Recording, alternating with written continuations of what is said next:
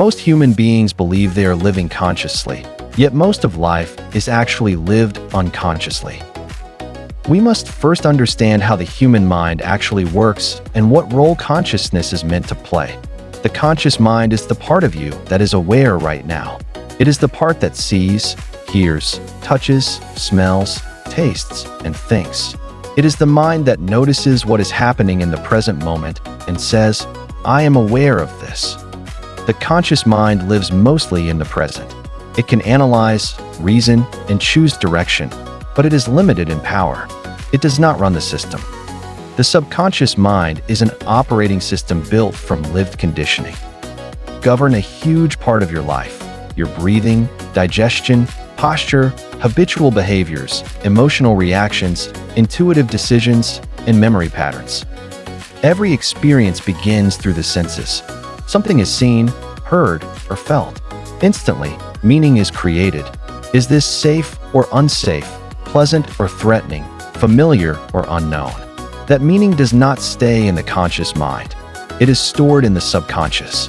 The subconscious records not just what happened, but how it felt and what it meant for survival.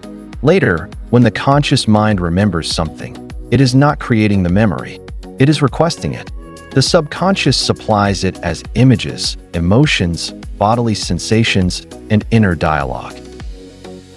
The subconscious mind isn't built from lived conditioning.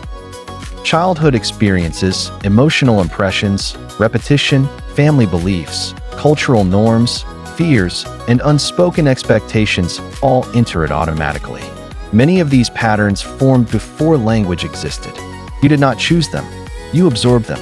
The nervous system remembers what the conscious mind forgets. Tension, posture, breathing, and stress responses all carry memory. This is why someone may forget an event yet still react strongly in similar situations. The memory lives in the body. The subconscious is powerful, but it is not conscious. It is not your true self. It does not think.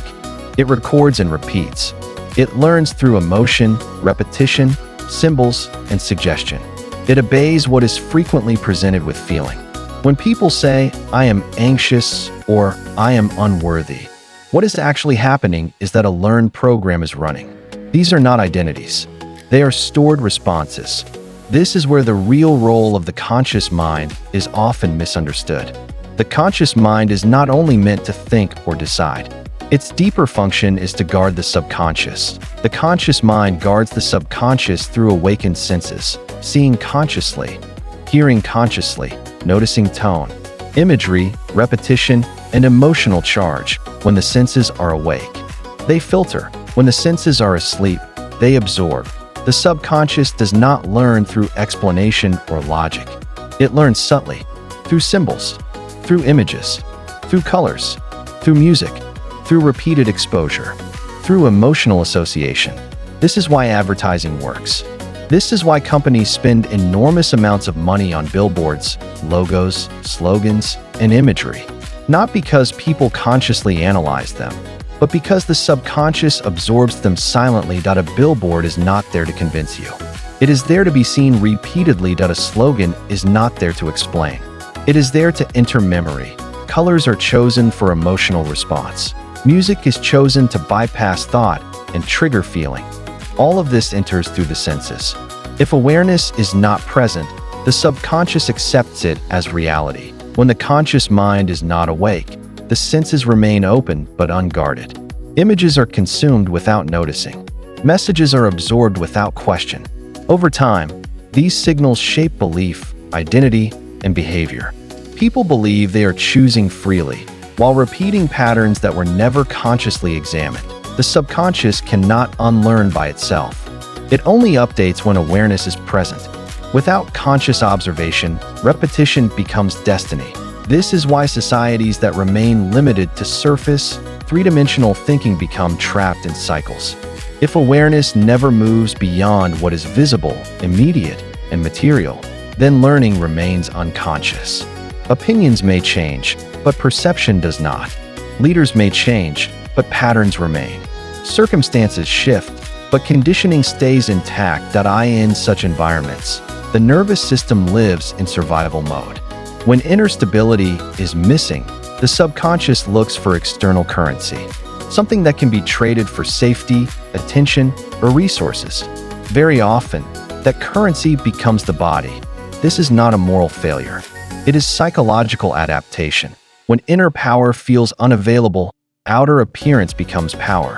When long-term stability is absent, short-term leverage dominates. Beauty, sexuality, image, and physical presence become tools of survival.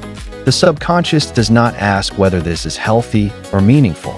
It asks only whether it works now. Over time, this creates cultures of performance instead of presence. Image replaces identity. Appearance replaces dignity. The body is no longer lived in.